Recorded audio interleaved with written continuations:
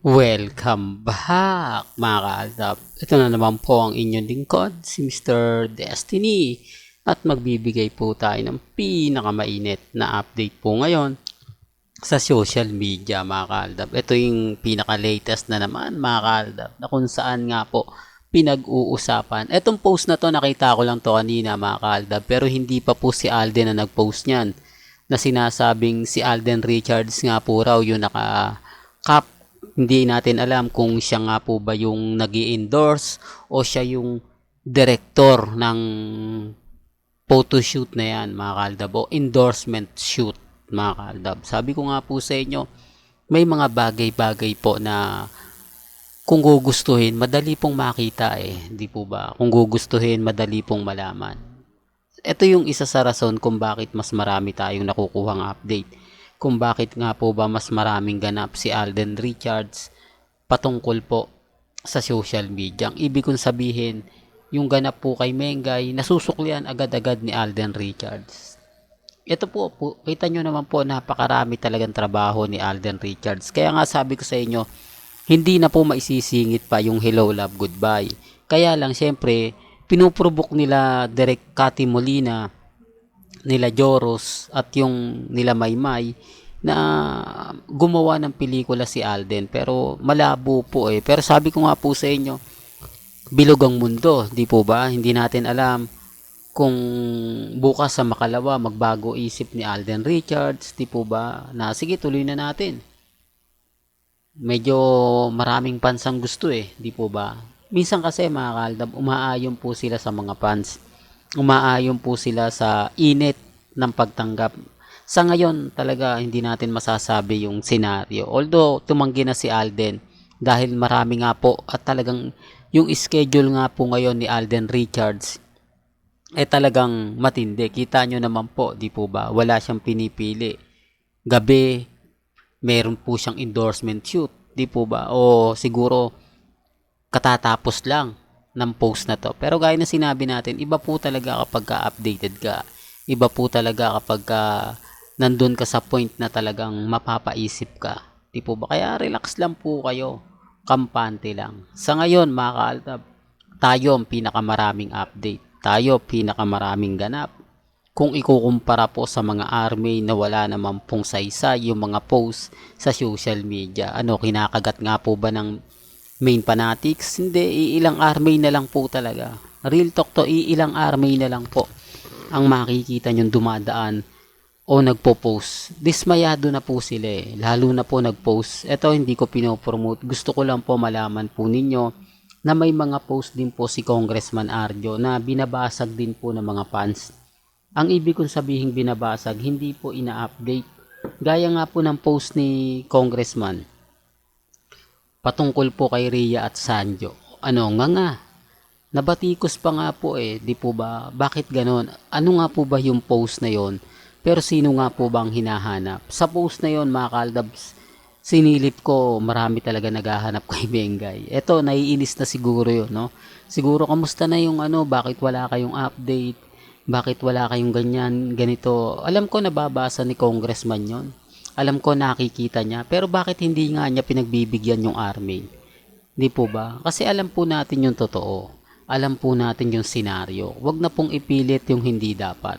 Huwag na pong ipilit yung mga kaganapan na kung saan nga po talaga mapapaisip kayo ng gusto. Di po ba? Pero bago natin ituloy itong magandang update natin, kung bago ka lang sa channel na to at isa kang true-blooded Aldab Nation na nagmamahal po kila Mengay at Isoy, tama po ang channel na pinuntahan mo, kaya consider na po kitang bagong subscriber. At huwag mong kalimutang i-share ang mga video po natin sa mga mami, sa mga titas, at sa mga senyor. Well, ito naman po ang update natin kay Mengay. Marami pong nagtatanong, Mr. Destiny, pansin mo ba yung mga post ni Mengay sa Instagram? Puro na lang eat bulaga.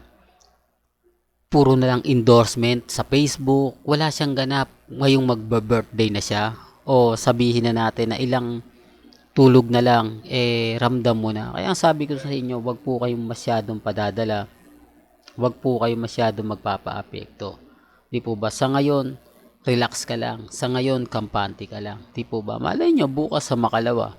Di po ba? Ang dami kasi mga sinasabi, ang dami mga pahayag na mapapaisip naman po kayo. Kaya ang sabi ko sa inyo, relax lang.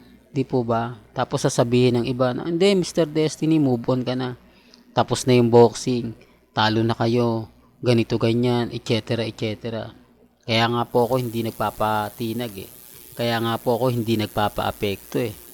Hindi po ba malay nyo mga kaalda, bukas sa makalawa magkaalaman na. Hindi po ba malaman na kung sino nga po ba talaga ang nagsasabi ng totoo at nagsasabi ng fake news. Sa dami po kasi ng mga ebidensya at resibo na binabato natin. Sa dami po kasi ng mga nagtatanong sa social media about sa mga update natin. Nako, yung channel na ba naman ni Mr. Destiny talagang delulo sa mga kulto, sa mga, di po ba? Sa totoo lang po mga kaldab, wala naman po talagang R-main.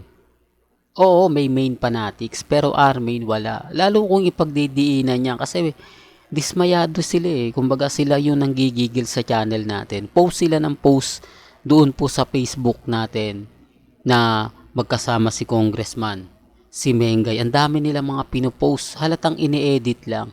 Kaya nga ang tanong natin, kanino nga po ba galing yun? Bakit gumagawa sila ng mga bagay-bagay na alam naman po natin na hindi totoo? Hindi po ba? Kahit mabuti pa ako kahit mga ganitong bagay, kahit sabihin natin old photos, hindi ko to po inedit.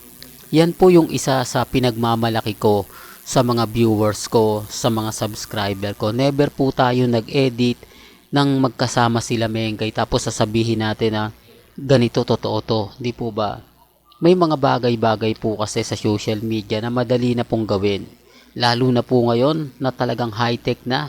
Ibig kong sabihin yung internet talagang napakarami na. Nung panahon namin ng Aldab, hirap na hirap po sa signal. Kapag ka bumagyo, umulan, yung signal napakabagal. Ubus na yung load namin, yung picture ni May, hindi ko pa napopost. Di po ba? Kaya ang sabi ko sa inyo mga Kaldab, natutuwa po ako dahil kahit papaano nakaramdam tayo ng saya, sigla.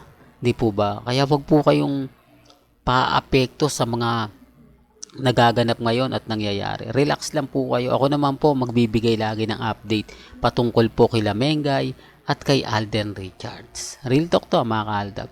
Well, hanggang dito na lang po ang ating latest updates. Kaya kung gusto nyo pa po ng pinaka-latest at sariwang update, abay tumutok lang po kayo dito po sa channel ni Mr. Destiny para updated po kayo sa mga latest at sa mga bagong video po na ilalabas po natin maya-maya lang. Hanggang sa muli, salamat po sa panonood at pakikinig.